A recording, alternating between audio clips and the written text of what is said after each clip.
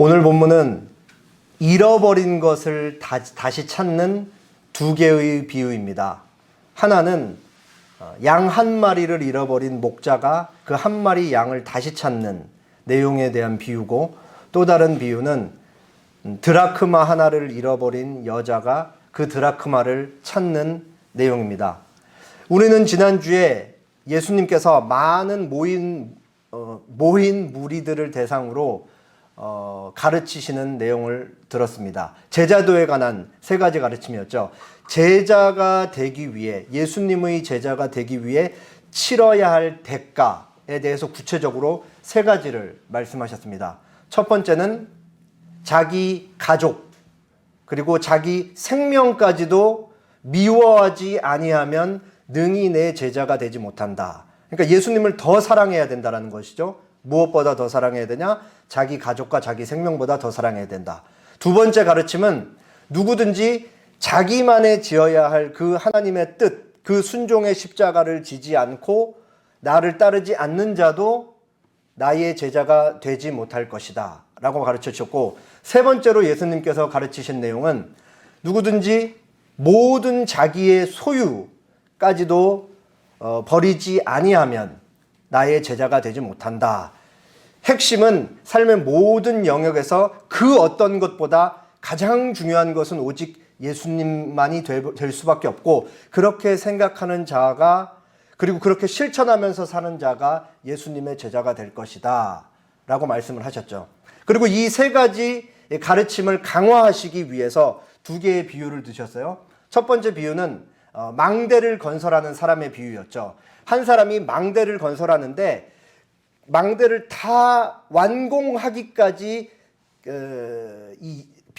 들어가는 비용을 미리 다 계산하고 공사를 시작하지 않겠냐. 만약에 그 계산을 하나도 없는 채로 공사를 시작하다가 기초만 쌓고 공사를 마무리해야 된다, 포기해야 된다 그러면 사람들이 다 비웃지 않겠냐, 수치심을 느껴야 되지 않겠냐 라는 비유를 말씀하셨어요. 두 번째는 전쟁에 임하는 임금의 비유였죠. 아군의 숫자가 10,000명, 적군의 숫자가 20,000명일 때 전쟁을 하면 적군의 숫자가 2배이기 때문에 이길 승산이 없으므로 당연히 슬쩍 찾아가가지고 평화조약을 맺던, 아니면 어떻게 해서는 전쟁을 없는 거로 만들든 해야 하는 것이 임금의, 백성들의 지도자로서 당연히 해야 되는 역할이 아니냐. 이 두 가지 비유를 말씀하셨죠. 여기서 뭘 말씀을 하셨냐면 예수님의 제자가 되기 위해서 생각하면서 어떻게 그 제자의 길을 걸어야 될지, 치러야 할 대가가 무엇인지 깊이 생각해보라 라는 것을 예수님께서 비유를 통해 강화하신 것이었죠. 그리고 마지막 말씀은 예수님께서 소금에 대한 말씀을 하셨습니다. 소금이 맛을 잃으면 아무런 쓸모가 없다. 비료로도 쓰이지 않을 것이다. 그렇기 때문에 어떤 내용을 말씀을 하셨냐면 앞에서 말씀하신 세 가지 제자도에 대한 구체적인 내용, 자기 생명과 가족, 그리고 자기 십자가를 지고 예수님을 쫓는 것, 자기의 모든 소유를 부정하는 것까지, 이 모든 것을 생각하지 않고 예수님을 쫓는 사람은 맛을 잃은 소금과 같다 라고 그렇게 말씀을 하셨습니다. 그리고 이제 오늘 본문 15장에 나와 있는 세 가지 비유 중에 두 가지 비유가 나옵니다. 15장 1, 2절에는 상황에 대해서 나와요. 죄인들과 세리들이 예수님께 말씀을 들으러 나와왔고, 거기에 주변에서 보고 있었던 바리새인들이 예수님께서 죄인들과 함께 식사하는 것을 보고 뒤에서 수군수군 거립니다. 그리고 15장 3절에서 6절은 첫 번째 비유, 그리고 15장 7절은 첫 번째 비유에 대한 예수님의 결론, 15장 8절에서 9절은 두 번째 비유, 그리고 마지막 15장 10절은 두 번째 비유에 대한 결론으로 이렇게 본문이 되어 있습니다. 오늘 말씀을 통해서 하나님의 기쁨이 무엇인지를 살펴보고, 하나님의 기쁨을 쫓는, 그리고 하나님의 기쁨을 위해 사는 제자의 삶은 무엇인지 생각해 보도록 하겠습니다. 이제 본문 상황을 설명하는 누가복음 15장 1절 2절 말씀을 보도록 하겠습니다. 모든 세리와 죄인들이 말씀을 들으러 가까이 나아오니 바리새인과 서기관들이 수군거려 이르되 이 사람이 죄인을 영접하고 음식을 같이 먹는다 하더라. 여기서 모든 세리와 죄인들이라고 해서 세리와 죄인들이라는 표현이 한 묶음으로 등장하는 것을 우리가 조금 잘 볼 필요가 있어요. 여기서 당대 유대 백성들, 특별히 더 엄격하게 봤던 지금 뒤에서 수군거리고 있는 바리새인들이 그리고 서기관들이 세리들을 어떻게 봤는지 우리가 잘 알고 있죠. 매국노 취급하면서 로마 제국, 결코 우리가 받아들일 수 없는 그 로마 제국에 빌붙으면서 동족의 피를 빨아먹고 있는 아주 그 파렴치한 인간들로 그렇게 바라보고 있었잖아요. 그리고 결코 함께할 수 없고 죄인 중에 가장 극악한 사람들이라고 여겨지는 세리들과 이 죄인들이라는 표현이 같이 묶여서 사용되고 있는 거예요. 그러니까 여기서 죄인들이란 것은 우리가 오늘날 이해하는 식대로 하나님 앞에 모든 죄인입니다, 우리는 이런 의미가 아니고 당대 바리새인들과 율법 교사들이 규정하고 정죄하고 있었던 죄인들을 가리키는 거예요. 그러니까 자기들이 만들어 놓은 율법을 해석하고 적용해 놓고 무수히 만들어 놓은 많은 규례들을 지키지 않는다라는 의미에서 죄인들이라는 경멸조로 사용을 하고 있는 것이죠. 여기 사용된 죄인들이. 그리고 이 표현에는 또 어떤 다른 의미가 깔려 있냐면 니네들은 하나님의 율법을 그리고 우리가 만들어 놓은 적용점들을 하나도 지키지 않고 제멋대로 사는 인간들이기 때문에 니네들은 하나님 앞에 쓸모없는 인간들이라는 굉장히 이 사회 속에서 비판적인 이 뉘앙스가 밑바닥에 같이 깔려 있는 거예요. 이 바리새인들과 율법 교사들이 정죄하고 있는 이 죄인과 세리들의 무리와 함께 예수님은 종종 식탁 교제, 식사, 밥을 같이 드셨죠. 그리고 우리가 5장에서 보았듯이 예수님의 12 사도들, 핵심 제자들 중에 누가 있었어요? 세리 레위가 있었죠. 세리 마태. 우리가 다시 한번 이거를 머리에 염두를 해둘 필요가 있는 거죠. 제가 몇 차례 말씀드렸지만 이 지금 죄인들과 같이 밥을 먹는다라는 건 바리새인들의 생각에는 이들의 관점에서는 상상조차 할 수 없는 일이에요.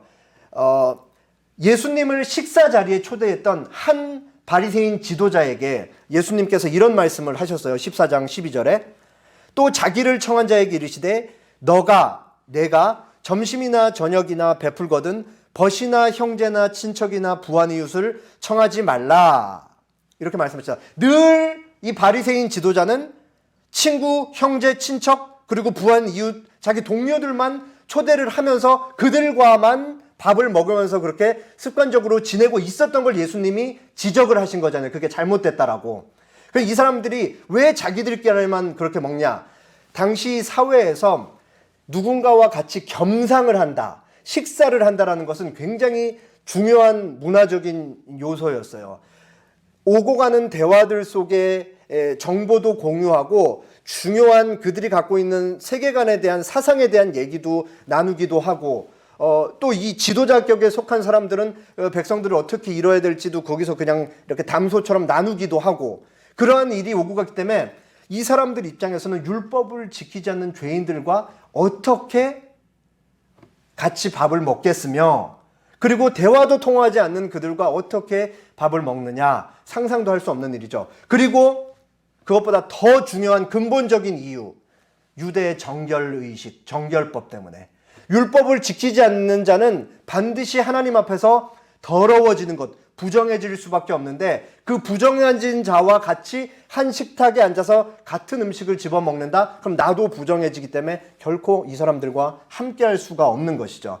그러니까 지금 죄인들과 함께 식사하는 예수님을 보면서 바리새인들이 뒤에서 수근수근 거리는 건 도대체 어떻게 이러한 일이 일어날 수 있는가라는 생각을 하고 있는 것이죠. 더 그런 이유가 뭐냐면 우리가 이미 이 14장까지의 내용에서 보았듯이 바리새인들은 죄인들과는 밥을 같이 먹지 않죠. 근데 누구와는 밥을 같이 먹었어요? 예수님이랑은 밥을 같이 먹었잖아요. 그러니까 바리새인들이 예수님을 식사 자리에 초대해서 밥을 같이 먹었다라는 것은 뭘 뜻하는 거예요? 이 사람은 우리와 같은 선생의 위치에 있는 자고 저 사람은 우리가 보기에도 전혀 흠결이 없는 사람 같이 보인다는 걸 암묵적으로 인정을 한 거예요. 자기들끼리도. 근데 나는 죄인들이랑 같이 밥을 먹지 않는데 우리랑 똑같은 식사 자리에 초대했던 예수님은 죄인들이랑 밥을 먹고 있는 거예요. 그럼 뭔가 이제 균열이 일어나는 거잖아요. 그러니까 이 사람들이 더 불편한 것이죠. 우리가 보기에 저 예수라는 저 선생도 우리가 죄인으로 비판하고 규정하는 저 죄인들이랑 같이 결코 식사하면 안 되는 사람인데 저 사람은 왜 저렇게 밥을 먹고 있는가? 라고 수근수근 거리고 있었던 것이죠. 그리고 더 이 사람들의 머릿속에 이 사람들에겐 당연한 거지만 오늘날 우리가 보기에는 아주 이 악질적인 마음이 자리 잡고 있었는데 그 수군거린 내용에 대해서 저희 학교 김성수 교수님께서 이렇게 말씀하셨습니다. 의인이라야 영생에 이를 수 있고, 이거 틀린 말이에요. 죄인은 진노의 대상이요 심판을 받아야 마땅하다는 것은 삼척동자도 아는 일인데 이 생각이 바리새인들의 생각이라는 의미에서 틀렸다고 말씀드리는 거예요. 실제로 이 작구가 틀렸다라는 게 아니고 스스로 자신을 죄인이라 하는 자가 천국에 들어가고 예수님의 말씀이었죠. 아무 의의가 없는 가난한 자, 율법을 지켜서 얻는 의의가 없는 가난한 자, 의에 굶주리고 목마른 자가 천국을 얻는다는 것은 진리를 부인하는 이단이 아닌가. 이 사람 예수를 보라. 저가 참으로 하나님께로부터 온 자이면 의인을 영접하고 의인과 교제하여야 할 터인데 어찌 죄인을 영접하며 죄인과 사귀는가? 이 사람의 행동 자체가 그 정체를 증명하지 않는가? 죄인과 한통속이 되어 진리를 왜곡하고 악한 교훈을 퍼뜨리는 자가 아닌가? 라고 바리새인들은 수군거린 것입니다. 바리새인들 입장에서는 지금 예수님과 함께하고 있는 죄인들은 율법을 지키지 않기 때문에 죄인이고 영원 형벌을 받아 마땅한 그런 자들인 거예요. 근데 선생이신 예수께서 그들과 함께하고 있었다? 말도 안 된다. 같이 하고 있는 것을 보니까 저 예수라는 사람도 틀려먹은 사람이다. 이렇게 아주 악한 생각을 하고 있는 것이죠. 이거에 대해서 예수님이 5장에서 직접적으로 답변했잖아요. 의사가 병든 자에게 쓸모가 있고 건강한 자에게는 쓸모가 없다. 의사이신 예수님께서 병든 바리새인들이 규정한 죄인들을 위해 오신 것이고 당연히 바리새인들도 끝까지 돌이키려고 하시지만 스스로 끊임없이 율법을 지킴으로 의인이라고 자처하는 그 건강한 자라고 스스로 여기는 자들을 위해서는 의사의 말이 치료가 먹히지가 않는 것이죠. 스스로 아픈 데가 전혀 없고 병든 데가 없다라고 생각하기 때문인 거예요. 그래서 어쨌든 바리새인들 입장에서 보면 지금 눈앞에 펼쳐질 수 없는 그 일들이 펼쳐지는 것이죠. 이스라엘의 선생이라는 자가 죄인들과 함께 겸상을 하고 있다. 말도 안 된다라고 생각을 하면서 뒤에서 수군수군 하고 있는 것이죠. 이 예수님의 행동이 이 지도자격에 속하는 바리새인들이 보기에 아주 진보적이고 그들이 형성해 놓은 이 사회적인 질서와 틀을 그냥 다 부시고 있기 때문에 아주 불편해하는 거예요. 자기들이 열심히 만들어 놓은 이 기득권과 이 수직적인 그리고 이 경계선을 막 쳐놓고 아무도 들어오지 못하게 하는 것에 예수님이 사람들을 막 집어넣는 것이죠. 그러니까 생각해봐라. 그러니까 막 불편해서 막 그냥 막 속이 막 시끄러워갖고 정신을 못 차릴 정도로 이 사람들은 지금 뒤에서 막 수군수군 거리고 있는 것이죠. 여기에는 지금 이제 예수님이 이 사람들에게 이제 대답을 할 참이에요. 뒤에서 수군석으로서 저 예수는 도대체 왜 죄인들을 함께하고 있는가? 내가 왜 죄인들과 함께하고 있는지 두 가지 비유를 통해 뒤에 뒷부분 탕자 비유까지 세 가지 비유를 통해 알려줄게 하면서 비유를 드시는 건데 이 비유를 듣는 대상이 총 세 부류라고 할 수 있어요. 첫 번째 누구죠? 예수님과 함께 있는 제자들이고 그리고 또 다른 사람들은 지금 예수님이 식사 교제를 같이 하고 있는 죄인과 세리들 부류에 속하는 사람들 그리고 마지막 부류는 뒤에서 비판하고 있는 바리새인 무리들, 이 세 부류의 사람들이 예수님의 가르침을 다 듣고 있는 것이죠. 이런 이해를 가지시고 이제 비유 내용을 살피시면 돼요. 제가 3, 4절 읽고 여러분이 5, 6절 읽어주시면 되겠습니다. 예수께서 그들에게 이 비유로 이르시되 너희 중에 어떤 사람이 양 100마리가 있는데 그 중의 하나를 잃으면 99마리를 들에 두고 그 잃은 것을 찾아내기까지 찾아다니지 아니하겠느냐. 또 찾아낼 줄 즐거워 어깨에 메고 집에 와서 그 100마리 유수를 넣어 놓고 말하되 나와 함께 즐기자 나의 잃은 양을 찾아내노라 하리라. 첫 번째 비유는 잃은 양을 다시 찾은 목자 비유죠. 어떤 사람에게 양 100마리가 있었어요. 100마리. 근데 100마리 중에 양 한 마리가 사라져요. 목자의 입장에선 양 한 마리를 잃어버린 것이죠. 그래서 양을 잃어버린 목자는 이제 양을 찾기 위해서 이제 나가는데 그 잃어버린 장소가 어디냐? 본문에 보면 4절에 들이라고 나와 있어요. 원어를 보면 광야인 거예요. 실질적으로 이때 당시에 광야에서 양 한 마리를 잃어버리면 찾기란 거의 불가능에 가까웠다고 그렇게 얘기를 하더라고요, 학자들이. 뭐 상식적으로 생각해봐도 그 넓은 광야에서 양 한 마리 잃어버리면 찾기가 쉽지 않았겠죠. 그리고 또 생각을 해보면 지금 이 목자의 행동이 쉽게 이해가 가질 않아요. 어떤 면에서 이해가 가질 않냐? 지금 한 마리를 찾기 위해 몇 마리를 뒤에 놔두고 오고 있는 거예요. 99마리, 99마리를 뒤에 놔두고 그 한 마리를 찾으러 나간다라는 것이죠. 쉽게 잘 이해가 안 되잖아요. 근데 비유의 핵심이 바로 거기 있는 것이죠. 그 99마리를 두고서라도 한 마리를 찾아 나가러 가는 그 목자의 마음, 목자의 행동에 바로 비유의 핵심이 있는 거예요. 그 뒤에 있는 99마리의 양 중 어떤 한 마리, 100마리의 양 중 어떤 한 마리의 양이 길을 이탈해서 주인의 입장에서 잃어버렸다 하더라도 주인은 반드시 찾으러 나갈 것이다 라는 것을 우리가 알 수 있는 것이죠. 또한 우리는 이 잃어버린 양을 찾기 위해 발걸음을 뗀 주인이 얼마나 많은 시간과 자신의 힘과 노력을 그리고 수고를 다해서 잃어버린 양 한 마리를 찾아러 가는 것에 대해서도 우리가 생각을 해볼 수가 있죠. 당시에 맹수들에 의해서 공격에 노출될 수도 있고 언제 찾을지 모르고 심지어 사실은 늑대나 맹수들에 의해서 죽었을 수도 있는 거예요. 그 한 마리 양은. 근데 목자는 찾으러 가는 거죠. 그 양 한 마리를. 그러니까 수고와 시간과 노력이 얼마나 많이 드는지 우리가 알 수 있죠. 게다가 초대교회의 교부였던 테르툴리아누스라는 사람은 이 본문에서 목자의 인내를 이렇게 읽어냅니다. 주님의 비유에서는 크나큰 인내가 보입니다. 길 잃고 헤매는 양을 찾아 나서 길 잃고 헤매는 양을 찾아 나서 결국 찾아내고야 마는 목자의 인내이지요.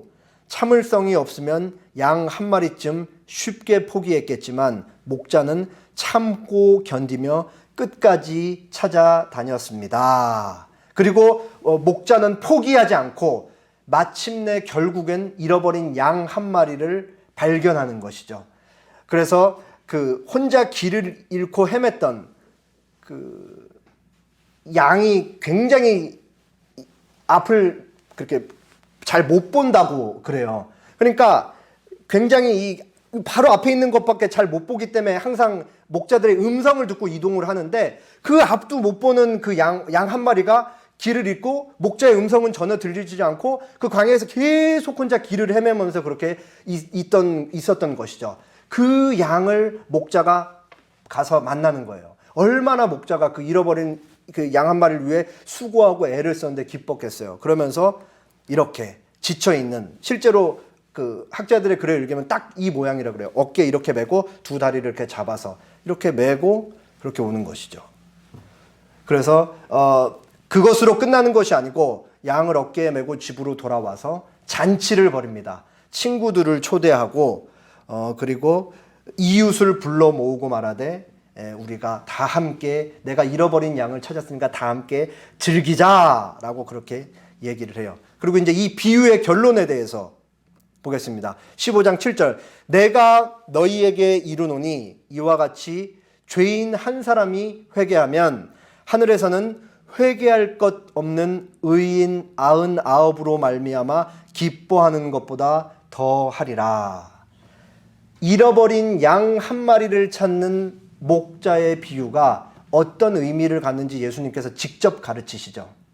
잃어버린 양 한 마리는 죄인을 가리키는 것이고, 잃어버린 양을 목자가 되찾는 그 행동 자체는 하나님께서 예수님을 통해서 잃어버린 죄인 한 마리를 믿어 하나님께로 돌이키는 그 과정을 얘기하는 거예요.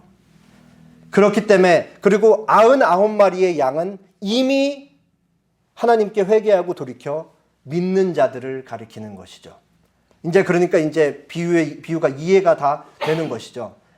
그래서 이와 같이 그러면은 잃어버린 양 한 마리를 모든 수고와 노력을 기울이면서 찾으러 가는 그 목자의 그 행동, 그리고 되찾는 그 행동은 뭐냐? 바로 본문에서는 한 명의 죄인 한 사람이 하나님께 회개하는 것을 가리킨다. 그리고 그때 어떤 일이 벌어지냐?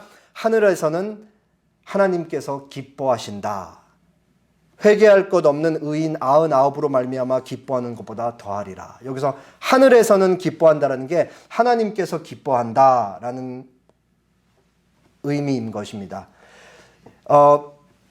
여기서 예수님께서 결론부에 이제 7절에 비유를 다 마치시고 7절에 비유의 결론에 대해서 말씀하시면서 이와 같이 죄인 한 사람이 회개하면 하나님께서 기뻐한다. 하늘에서 기뻐한다는 말을 지금 누가 듣고 있어요? 바리새인들이 듣고 있는 거예요. 그리고 바리새인들 머릿속에 예수님과 함께 식사교제를 하고 있는 그 세리와 죄인들 무리를 보면서 이 사람들 머릿속에는 어떤 단어가 계속 있는 거예요? 죄인들이란 단어가 머릿속에 있는 것이죠. 그렇기 때문에 예수님이 죄인 한 사람이 회개하면 하나님께서 기뻐한다는 게 이 바리새인들이 규정하고 정죄하고 있는 그 죄인들을 말하고 있다는 것을 정확하게 알아들을 수가 있는 것이죠. 그러니까 예수님이 대답을 하신 거예요. 바리새인들 지금 왜 뒤에서 수군거렸다고요? 왜 저 예수라는 선생이 죄인들과 함께 지금 먹고 마시고 있느냐 이거였는데, 하나님이 이 죄인들과 함께 섞여가지고 한 사람이라도 더 하나님께 돌이키는 그 일을 기뻐하시기 때문에 내가 지금 이들과 함께 식사를 하고 있는 것이다 라고 바리새인들에게 비유를 통해 그렇게 말씀을 하시는 것이죠. 두 번째 비유도 거의 같아요. 내용만 조금 다르지 의미는 같습니다. 제가 8절 9절 읽고 여러분이 10절 읽을게요. 어떤 여자가 10드라크마가 있는데 하나를 잃으면 등불을 켜고 집을 쓸며 찾아내기까지 부지런히 찾지 아니하겠느냐. 또 찾아낸즉 벗과 이웃을 불러 모으고 말하되 나와 함께 즐기자. 잃은 드라크마를 찾아내었노라 하리라. 내가 너희에게 이르노니 이와 같이 죄인 한 사람이 회개하며 하나님께서 저들에게 기쁨이 되느니라. 두 번째 비유는 잃은 드라크마 하나를 다시 찾는 여인의 비유입니다. 한 여인에게 10드라크마가 있었죠. 10드라크마 중에 드라크마 하나를 잃어버려요. 낮에 잃어버렸는지 밤에 잃어버렸는지는 알 수 없지만 여인은 등불을 켜고 드라크마를 열심히 찾습니다. 왜 그러냐? 당시 이제 일반적으로 가난한 농부 일반 사람들의 집은 다 흙으로 지었기 때문에 창이 거의 없거나 아니면 창이 있어도 이렇게 아주 작은 창이 있었기 때문에 낮이어도 가장 밝은 정오여도 거기 이제 안을 쉽게 볼 수가 없죠. 그래서 뭔가 잃어버리면 반드시 등불을 켜고 찾아야만 하는 것이에요. 거기다가 이제 바닥도 흙이었을 테니까 작은 은전 하나 잃어버렸으면은 그것을 열심히 찾는데 쉽지 않죠, 찾기가. 이때 당시에 한 드라크마는 성인 노동자 한 명이 하루를 일해서 벌 수 있는 그 품삯을 얘기를 합니다. 여인은 열심히 찾죠. 수고를 마다하지 않습니다. 여기서 부지런히 찾지 않겠느냐라는 말에서 이 부지런히 찾다라는 말은 아주 고되게 힘을 많이 써서 찾는 것을 얘기하는 거예요. 그러니까 그냥 열심히 찾아보되 못 찾으면 그만이 아니고 나는 그 잃어버린 동전 하나를 찾을 때까지 반드시 끝까지 찾고야 말겠다라는 이 결기가 서려 있는 것이죠. 이 여인의 이 등불을 켜고 바닥을 쓸고 그리고 열심히 찾아낼 때까지 찾는데 우리가 이 여인이 얼마나 지금 열심을 내고 있는지를 알 수가 있는 거죠. 마침내 여인은 드라크마 하나를 찾죠. 드라크마를 찾고 난 다음이 더 재미있는 거예요. 드라크마를 찾고 나서 여인이 뭐를 하죠? 양을 되찾은 목자와 같이 똑같이 나와 함께 즐기자 하고 하면서 친구들과 이웃을 불러 모아서 잔치를 벌인다고요. 이 비유 내용을 들은 어느 학생이 아마 소년이라 그랬다니까 제법 어렸던 것 같은데 이런 말을 했다 그래요. 이 여인, 비유에 등장하는 여인을 보면서 너무 멍청한 여인이라고, 어떻게 찾은 돈보다 잔치를 벌인 데 쓰는 비용이 더 클 수 있냐, 너무 미련한 거 아니냐, 그렇게 얘기하냐. 꼬마가 아주 이제 경제관이 밝았던 것 같아요. 근데 여기서도 바로 그것이 비유의 핵심인 것이죠. 지금 이 여자는 그 잃어버린 하루의 성인 노동치 그 은전이 너무 그 가치가 중요해서 찾는 거 아니고 그 잃어버린 그 자체 때문에 열심히 찾고 있고 있다라는 거예요. 그게 예수님께서 이 비유를 말씀하시는 설정인 것이죠. 그래서 우리가 이제 첫 번째 비유에서 이미 살펴보았듯이 이 여인이 잃어버린 드라크마 하나를 찾는 그 행동은 뭐를 가리키느냐? 바로 죄인 한 사람이 돌이켜 하나님께로 왔다라는 것을 가리키는 것이고, 그것은 곧 하나님의 사자들 앞에 큰 기쁨이 된다. 곧 하나님의 기쁨이다. 라고 그렇게 말씀을 하고 있는 것이죠. 그러니까 예수님께서 비유를 말씀하시듯이 비유에 등장하는 여자가 엄청난 노력을 통해서 그 잃어버린 것을 찾고 끝에 찾아낸 다음에 기뻐하는 것은 예수님께서 하나님의 기쁨인 죄인 한 사람을 하나님께로 돌이키는 그 일이다라는 것을 우리가 알 수가 있는 것입니다. 첫 번째 비유와 두 번째 비유가 똑같은 것이죠, 결국. 오늘 비유의 강조점을 확인하기 위해서 제가 본문에 조금 글자에 색을 칠해서 다시 말씀을 드렸어요. 파란색 글씨와 빨간색 글씨가 짝을 이뤄서 지금 등장하고 있는 거예요. 본문에서 의도적으로. 찾아낸 즉 즐거워한다. 나와 함께 즐기자. 왜요? 나의 잃은 양을 찾아내었기 때문에. 그리고 결론에서는 죄인 한 사람을 찾아내면, 죄인 한 사람이 회개하면 하나님께서 기뻐하신다. 두 번째 비유도 똑같아요. 내가 잃어버린 드라크마를 찾아냈다. 그렇기 때문에 나와 함께 즐기자라고 얘기하고, 결론에서도 죄인 한 사람이 회개하면 하나님께서 기뻐하신다라고 얘기하죠. 그러니까 잃어버린 걸 찾는 것이 곧 하나님의 기쁨. 죄인이 마음을 돌이켜 삶을 돌이켜 하나님께로 돌아오는 것이 하나님의 기쁨. 이것을 예수님이 너무나 잘 알기 때문에 지금 죄인들과 함께 섞여서 식사 교제를 하고 있다는 것을 가르치셨다라는 것이죠. 자, 초대교회 공동체가 지금 누가복음을 쭉 들으면서 이 15장 1절부터 10절까지 두 가지 비유를 읽었을 때 어떤 생각을 했는지 한번 생각을 해보시면서 들으시길 바라요. 이 바로 앞에 어떤 내용이 지금 초대교회에 들렸어요? 우리도 똑같아요. 이 바로 앞에 어떤 내용을 들었죠? 제자도에 관한 세 가지 치러야 할 대가. 자기 생명보다 예수님을 더 사랑해야 된다. 자기 가족보다 예수님을 더 사랑해야 된다. 자기의 모든 소유보다 자기를 더 사랑해야 된다.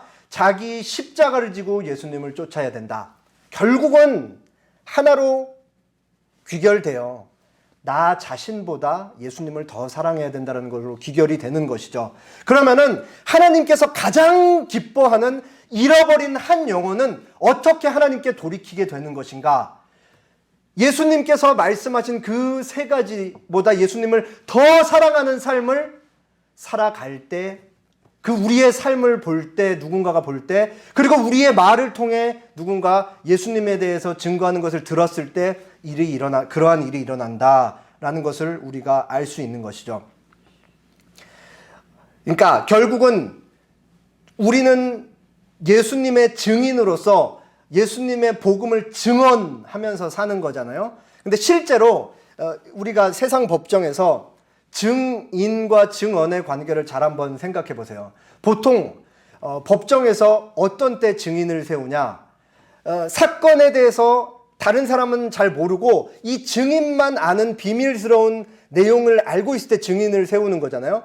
그리고 증인이 하는 말이 곧 증언인 것이죠. 그리고 증언이 효력이 있으면 그 사건을 완전히 뒤집을 수도 있을 만큼 굉장히 중요한 증거가 되기도 하잖아요. 그렇기 때문에 증언인 것이죠.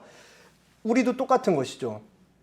우리는 살면서 예수 그리스도의 십자가라는 사건을 증인으로서 분명히 본 사람들이고 그걸 경험한 사람들인 거예요. 그리고 그 십자가 사건이 우리에게 특별한 의미가 있고 죄인이었던 우리를 다시 살렸다. 그렇기 때문에 죄인인 너에게도 이것이 특별한 의미가 있을 수 있다는 것을 우리의 증인으로서의 삶을 통해 보여주고 우리가 복음을 증언하면서 그들에게 말로 전달을 하는 것이죠.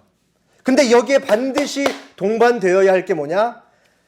내 가족보다 내 생명보다 그리고 내 모든 소유보다 예수님을 더 사랑해야 되고 끊임없이 자기를 부인하면서 자기 십자가를 지고 그 하나님의 뜻에 순종하면서 살아갈 때 이러한 일이 발생한다라는 거예요.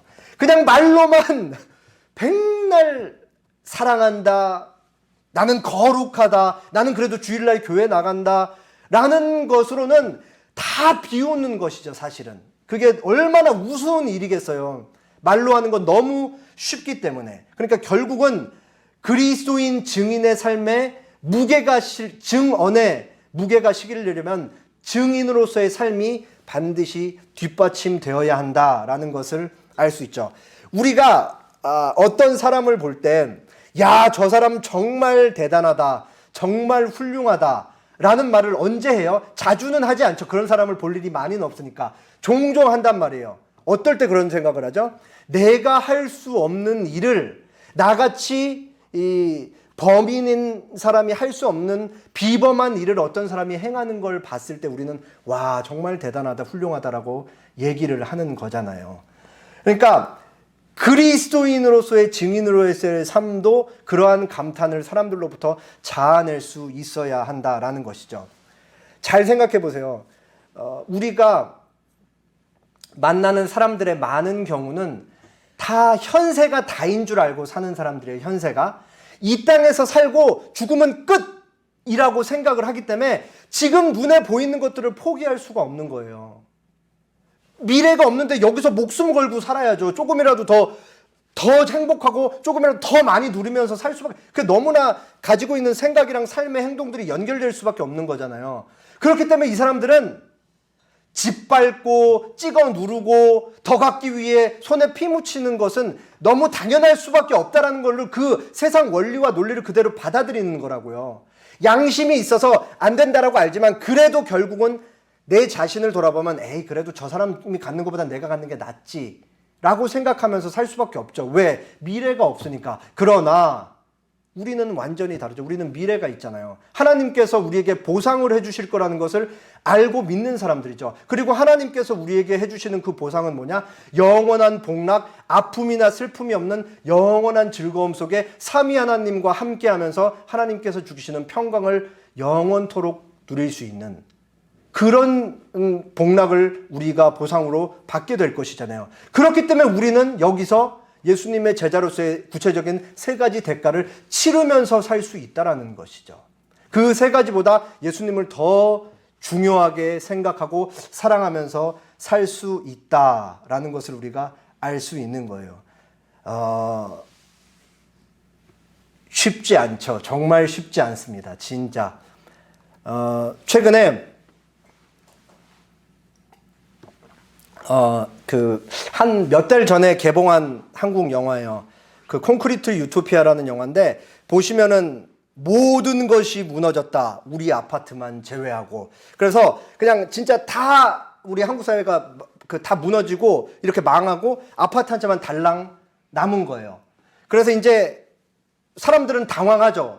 자다가 눈 떠서 이제 밖을 봤는데 그냥 아파트가 다 무너져 있고 주변이 다 무너져 있고 황폐하게 돼 있고 그리고 자기들은 그냥 멀쩡하게 자기 아파트는 멀쩡하게 있는 거예요. 근데 이제 주변에서 무너진 아파트들에서 생존자들이 이렇게 몰려들어서 이제 아파트로 오기 시작해요. 처음에는 아파트 주민들이 경황이 없으니까 온 사람들을 받아들여서 뭐 복도에도 재우고 몇몇 사람들은 자기 그 집으로 데리고 가서 좀 재우고 먹을 것을 나눠주고 하기도 해요. 근데 이제 상황이 달라져요. 그 혼란스러운 상황이 조금 마무리 지어지고 이제 그 아파트 대표를 뽑고 대표를 포함해서 또 임원단이 꾸려지고 그러면서 이제 사람들 한 명씩 사람들을 내쫓기 시작하는 거예요. 왜 내쫓냐면 일단은 식량이 없고 식량이 유통되거나 뭐 생산될 여지가 전혀 없으니까 내가 조금 더 오래 살기 위해선 그리고 내 가족, 내 자식들, 내 부모, 내 아내, 내 남편이랑 조금 더 같이 살기 위해선 식량은 다 제한되어 있기 때문에 입을 줄이는 방법밖에 없는 것이죠. 그래서 여기서 이제 그 대표단이 꾸려지고 대표가 구호를 든 게 뭐냐면 아파트는 주민의 것, 아파트는 주민의 것 이거예요. 이게 뭔 말이냐면 이거는 우리 주민의 거니까 우리 식구들만 여기에서 먹고 살아야 된다. 음식도 나눠 먹을 수 없다. 외부인들은 다 나가서 죽어도 된다. 우리는 신경 안 쓸란다. 이렇게 영화가 펼쳐지거든요. 잘 생각해 보세요. 여러분이 만약에 그리스도인의 신분으로서 이 아파트 입주민이고 아파트 사람들 많은 경우에 많은 사람들이 외지인들을 다 내쫓자라고 막 구호를 외치고 있으면 어떻게 하시겠어요? 내 가족이 옆에 있고 지켜야 될 것들이 옆에 있다라면 이 영화를 보면서 늘 뭐 소설이나 이런 것들 보면서 신경이 복잡해지긴 하는데 이 영화 보고도 아주 마음이 복잡해졌어요. 이 감독이 저보다 2살 많은 감독인데 이게 3번째 작품인데 아마도 예수님을 믿는 사람일 거예요. 그리고 영화 도중에 내 이웃을 내 몸과 같이 사랑하라. 그러니까 내 것 지키기 위해 막 실제로 사람을 찔러 죽이는 장면들이 막 나오는데 거기서 막 갑자기 막 내 이웃을 내 몸과 같이 사랑하면서 막 예수님 쫙 지나가고 막 이러는데 믿는 사람으로서 엄청 불편하죠. 그러니까 감독은 제 생각에는 본인도 이게 너무 풀리지 않는 숙제와 같은 거죠. 세상은 단순하지 않고 복잡하고 악과 선의 경계가 딱 그어져 있어서 선만 행하면서 살 수 있게끔 그렇게 세상이 돌아가질 않으니까 이 사람도 살면서 믿음이 뭔지 계속 탐구하면서 이런 영화들을 만들어내는 거예요. 저도 그 부분이 이제 아주 영화를 보고 나서 복잡했죠. 도대체 하루하루의 삶 속에서 그리스도인으로서 정말 선을 행하면서 산다라는 것이 무엇인가? 완전하다는 의미에서 나는 과연 선을 행할 수 있는 것인가? 이런 생각이 막 드는 것이죠. 그리스도인으로 하루를 산다는 일은 만만치 않습니다. 그럼에도 우리는 주님, 그래도 이번 한 주 어제보다 지난주보다 더 열심히 살아보겠습니다. 라고 다시 한번 고백하면서 어제보다는 조금 더 용서하고 어제보다는 조금 더 인내하고 어제보다는 조금 더 양보하고 어제보다는 조금 더 희생하고 그렇게 살아보겠습니다. 라고 각오하면서 사는 거예요. 어제보다는 내 가족과 내 목숨과 내가 가진 모든 것을 예수님보다 조금 덜 사랑하기 위해 그렇게 매일매일 살아가는 거죠. 완벽은 평생 우리는 이렇게 노력하면서 살 수밖에 없는데 완벽은 꿈도 꿀 수 없다는 사실을 너무 잘 알고 예수님께서 가르치시고 보여주신 그 삶의 모범에 단 한 개라도 조금이라도 따라 살 수 있으면 아주 좋겠다라는 그런 마음인 거예요. 그럼에도 우리는 세상 사람들과는 분명히 달라요. 다른 존재인 것이죠. 여기서 다른 존재란 말은 하나님께서 우리에게 은혜를 베푸셔서 우리는 영원한 생명이 무엇인지 알고 하나님과 예수님을 통해 연합한 자가 되었고 하나님의 뜻이 무엇인지를 알고 하나님의 의가 무엇인지를 알기 때문에 그 정의에 반응하면서 살 수 있게 되었다라는 말이에요. 반면에 세상 사람들에게는 이게 없죠. 그렇기 때문에 여기서 하나님의 기쁨, 오늘 예수님의 2가지 비유인 하나님의 기쁨과 그리스도의 제자인 우리의 책임이 만나는 거예요. 로마서 6장 19절에서 23절입니다. 여러분의 육신이 연약하기 때문에 일상적인 말로 예를 들어 말하겠습니다. 여러분이 전에는 여러분의 몸을 더러움과 불법의 종으로 들여 불법을 행했습니다. 그러나 이제는 여러분의 몸을 의의 종으로 들여 거룩함에 이르십시오. 전에 여러분이 죄의 종이었을 때는 의의 다스림을 받지 않았습니다. 그때 여러분이 얻은 열매는 무엇이었습니까? 지금에 와서 부끄러워하는 그 일들의 마지막은 사망이었습니다. 예수님 믿기 전에 우리가 행하는 모든 일삼는 일들은 그 일의 결과는 사망이었다. 22절, 그러나 이제는 여러분이 죄에서 해방되어 하나님의 종이 되었습니다. 그리하여 거룩함에 이르는 열매를 맺고 있습니다. 그 일의 마지막은 영생입니다. 과거에는 하는 모든 일의 마지막이 사망이었지만 이제 예수님을 믿고 난 뒤에는 하는 모든 일의 마지막이 영원한 생명이다. 23절, 죄의 대가는 죽음이지만 하나님의 선물은 우리 주 예수 그리스도 안에 있는 영생입니다. 이렇게 얘기를 하죠. 예수님 믿기 전에는 우리도 다 똑같이 죄인이었어요. 그렇지만 지금은 달라졌죠. 하나님의 뜻이 뭔지를 알기 때문에 그 뜻에 순종하면서 내가 어제보다는 조금 더 나은 삶을 살기 위해 하루하루 노력하다 보면, 그러면 어떠한 일이 일어나느냐?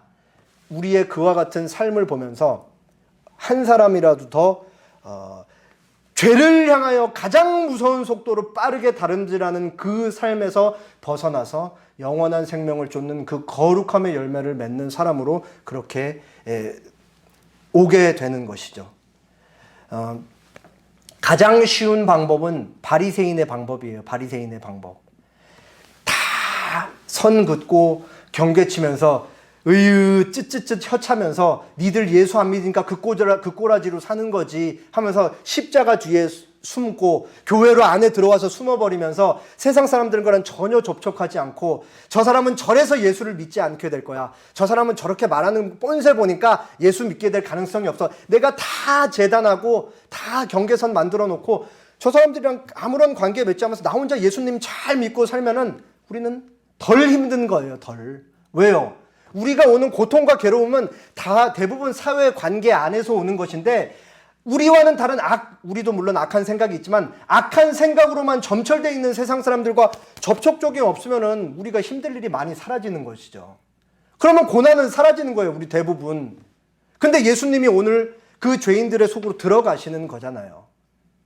그들에게 잘했다라고 얘기하는 게 아니고 너희들도 사랑받을 수 있는 존재다. 누구로부터? 하나님으로부터. 너희들도 하나님의 사랑의 대상이라는 것을 삶을 통해, 가르침을 통해 가르치는 것이죠. 그렇게 한 사람이 하나님께 돌아올 때 하나님의 기쁨과 우리의 책임이 만나서 그렇게 하나님의 기쁨을 우리가 삶을 통해 그렇게 할 수 있다라는 것입니다. 마지막으로 이승우 작가의 글을 하나 소개하고 마치겠습니다. 한 오래전에 일부분을 한번 인용했었는데 다시 한번 조금 우리 현실 속에 여러분이 사는 회사와 다양한 만남과 교회, 끊임없이 우리 접촉하는 사람들을 생각하면서 한 번이라도 더 생각할 수 있는 여지를 드리기 위해 발췌문을 가져왔습니다. 이 시대는 경솔하고 무의미한 부딪힘만 가득하고 진정한 만남은 사라진 시대인지 모른다. 사려 깊은 만남과 따뜻한 포옹 대신 우리는 수없이 많은 경솔한 부딪힘과 스쳐 지나가는 가벼운 웃음들 속에 섞여 살아간다. 많이 자주 감각적으로 터치하고 부딪힐 뿐 깊이 마음을 주지 않는다. 그러다 보니 진실한 영혼의 교류가 가능할 리 없다. 아무도 만나지 않은 사람은 아무도 사랑하지 않는다. 무슨 말씀인지 아시겠죠? 사람들이랑 피상적으로 스치기만 하는 사람들은 실질적으로는 아무도 만나지 않은 것과 같기 때문에 아무도 사랑하지 않는다라고 얘기하는 거예요. 아무도 사랑하지 않는 사람의 마음은 굳어 있다. 변화의 기쁨을 알지 못한다. 그런 사람들에게 세상은 이상하게 낯이 익으면서도 누구인지 알 수 없는 얼굴들만을 보여줄 뿐이다. 만남의 경험을 통해 한 생명은 비로소 태어날 수 있다. 너무 중요한 말이죠. 우리의 인생에서 누구를 만나 어떻게 변화되어 어떤 사람으로 살 것인가 라는 문제보다 더 중요한 것은 없어 보인다. 경솔한 부딪힘이 아닌 깊고 따뜻한 만남 말이다. 정말 곱씹고 되새겨야 돼요. 내가 하나님께서 나를 보내시는 그 자리가 그 만나는 사람들에게 경솔한 부딪힘이 돼서는 안 되고 예수님의 사랑을 깊고 사력 있게 그 삶으로 드러낼 수 있는 따뜻한 만남이 돼야 된다. 그것이 없이는 우리는 지금까지 수백 명의 사람을 만나면서 지금까지 지내었어도 단 한 명도 만나지 않았다라는 것이다. 그러니까 사랑이 뭔지 전혀 모르는 거예요. 예수님의 사랑을 그렇게 받았다라고 얘기하지만 사실은 삶 속에 이웃 사랑을 전혀 드러내는 것이 없이 나 혼자만 그냥 예수님 사랑 받고 끝나는 것이다. 그것은 오늘 본문에서 예수님이 죄인들을 찾아가는 모습과는 사실 전혀 맞지 않는 것이죠. 그래서 경솔한 부딪힘이 아닌 깊고 따뜻한 만남을 삶 속에서 그렇게 발현하면서 살 수 있는 우리 교회 성도들이 되었으면 좋겠습니다. 기도하겠습니다.